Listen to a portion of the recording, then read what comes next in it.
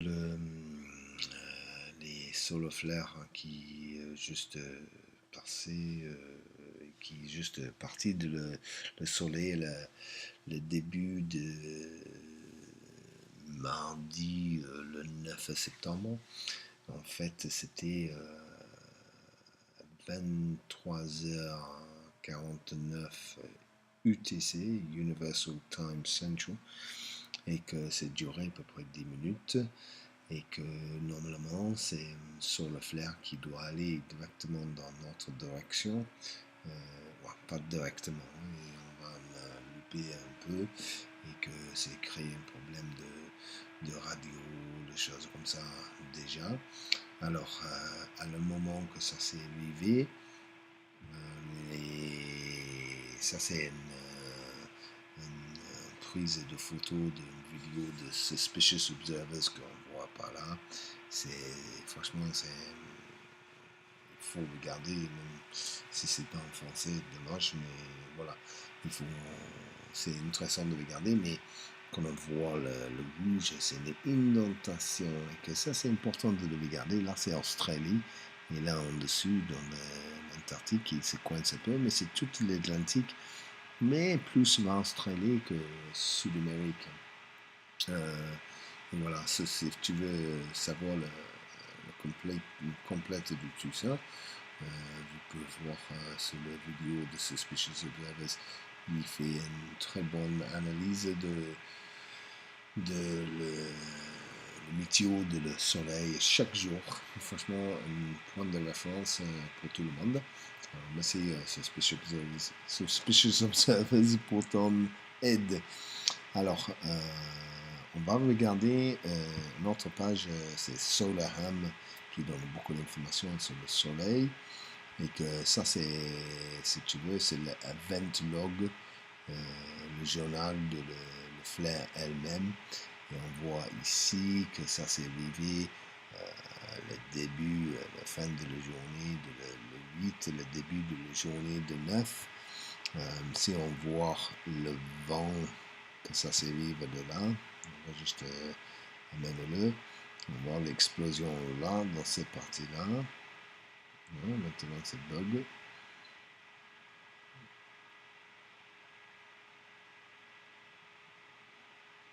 C'est bug, on va pas faire ça. J'ai pas vraiment le temps. Alors, parce que j'ai en train de faire ma centre de méditation, le diapason, on voit un lien pour ça. C'est pour ça que j'ai fait longtemps que je n'ai pas regardé les vibrations de l'univers par rapport aux tremblements de terre, des choses comme ça. Mais si on voit, normalement, c'est l'impact, il doit être selon septembre, il disait qu'il va en avoir un orage géomagnétique qui est assez limité, ça ne va pas être trop fort. Mais on voit une explosion à l'eau de le soleil, que ça veut dire que c'est parti partout. Très intéressant les images. Tu peux voir le lien pour la vidéo de Suspicious Observers. Et que si on regarde vite fait, voilà, il disait que voilà, ça c'est le temps que ça s'est commencé, la duration de 10 minutes, etc. On va juste regarder les tremblements de terre vite fait. Il y en a des choses qui sont assez intéressantes. Là, j'ai fait à 4 et plus. Déjà, on voit très bien dans cette section-là, c'est beaucoup plus active. Et qu'on voit très bien aussi qu'on arrive à un moment que l'hémisphère nord, dans toutes ces sections-là, l'énergie de la Terre il va se ralentir le 21 septembre et que l'hémisphère sud il va reprendre le bâton et commence à charger. Et c'est pour ça qu'on voit plus les tremblements de terre en ce moment dans cette section-là. Normalement, ça se remonte comme ça jusque cette partie-là qu'on appelait, moi j'appelle le pont de l'Alaska. Et que voilà, c'est commence là on regardait le 8, le matin de 8 septembre, et que ça c'est dans le Solomon, et après voilà, en Fuji, et après les choses intéressantes, c'est le sol qui est vraiment dans le nord, qui est en hausse, mais si on laisse tomber Islande, parce que Islande qui est là juste cette image. Attendez, on va juste bouger ça. Voilà, elle est là à droite. Si on voit bien pardon, je vais dresser tout comme ça. Et que si on voit bien, l'Islande, c'est tout avec le volcan et tout ça. Mais Mexico, ça s'est touché. Là, c'est pas encore le flair, le solar flare n'est pas encore arrivé. Là, c'est comment ça fait l'après-midi, la fin de l'après-midi de le 8, le journée de 8, à le moment que le solar flare est arrivé, excusez-moi, on est l'augmentation tout de suite. Ça, c'est une demi-heure après le solar flare qui est là. Et ça, il faut faire intéressant parce qu'il revient, vibration, il revient à travers la Terre de ce point-là. Après, on est Fuji qui revient, il redescendre de là, la vibration, il redescendre. Et après, il y a Ecuador qui est par là. Et l'Inde, qui ça se coince aussi dans cette partie-là. On va voir pourquoi ça se coince. Après, voilà, on est tout Costa Rica, le milieu de l'Amérique. Après, Sumatra et tout ça. Et que, voilà, El Salvador. Et après, c'est l'Afghanistan, que c'est le déroulement de tout ça qui fait à faire mesure. Et ça, c'est bien après les solar flares. Et que là, depuis, ça s'est calmé un peu. Le dernier qui était hier soir à 22h UTC, Universal Time, ce qui est l'heure d'anglais, c'est 1 heure moins de l'heure française. Ça veut dire que c'est 11h le soir hier soir.